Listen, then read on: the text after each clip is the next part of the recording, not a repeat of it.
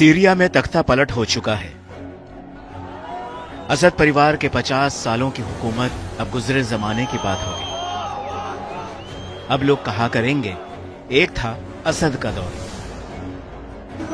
यहां तक तो ठीक है, लेकिन इसके बाद आगे क्या?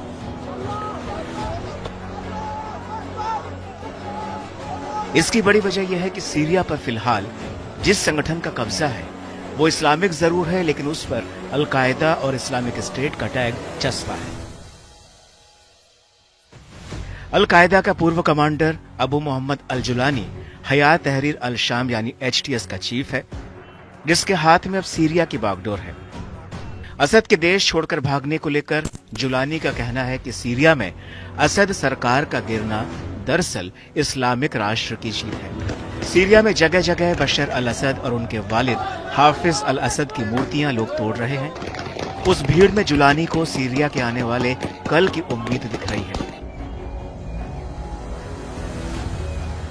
जुलानी ने जीत के बाद अपने भाषण में लोगों से कहा कि एक नया सीरिया बनाने के लिए कड़ी मेहनत करनी होगी, जो इस्लामी राष्ट्र के लिए एक प्रकाश स्तंभ होगा। दरअसल सीरिया फतह करने के बाद जुलानी ने राजधानी दमिश्क में अपनी पहली विजयी स्पीच दी। जुलानी को सुनने के लिए उमैयद मस्जिद में भारी भीड़ उमड़ी। अपने भाषण में उन्होंने ऐलान किया कि विद्रोहियों ने अत्याचारी बशर अल असद की सरकार को गिरा दिया। उन्होंने कहा कि असद हुकूमत ने अपने ही हजारों नागरिकों के साथ इंतहाई ज्यादती की, अन्यायपूर्ण तरीके से और बिना किसी जुर्म के जेल में बंद रखा। लेकिन हम यानी सीरिया के लोग इस देश के असली मालिक हैं। हम अन्याय के खिलाफ लड़ते रहे हैं और आज हमें इस जीत से नवाजा गया है। अपनी स्पीच में उन्होंने जीत के लिए खुदा का शुक्रिया अदा किया और खुदा की इबादत करने का आह्वान किया। उन्होंने कहा कि अल्लाह आपको मायूस नहीं करेगा। ये जीत सभी सीरियाई लोगों के लिए है, वे सभी इस जीत का हिस्सा थे। अल जुलानी ने अपने भाषण में जज्बातों को उतारने का भी काम किया। उन्होंने लोगों की दुखती नस पर हाथ रखते हुए कहा कि दुनिया भर में कितने लोग विस्थापित हुए, कितने लोग तंबू में रह रहे हैं, कितने लोग समुद्र में डूब गए।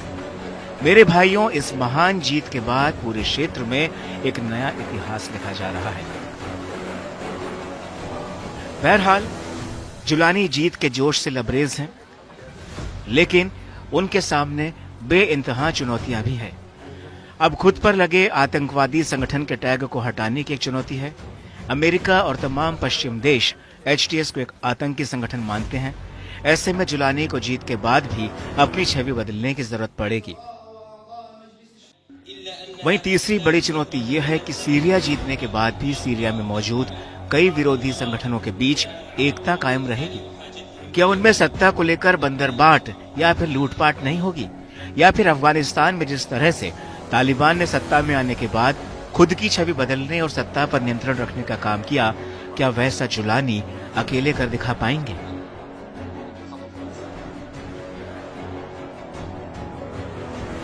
इसके अलावा जुलानी के सामने कुर्दों के वर्चस्व वाली सीरियन डेमोक्रेटिक फोर्सेस है, जिसका सीरिया के एक बड़े हिस्से पर कब्जा है।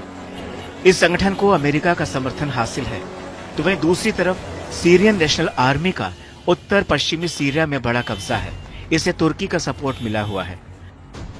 ऐसे में जुलानी के सामने इन दो गुटों को साधने की भी चुनौती होगी, वरना सीरिया सुलगता रहेगा। कितने भी असद जाएं, कितने भी जुलानी आए, ये आग सीरिया में जलती रहेगी।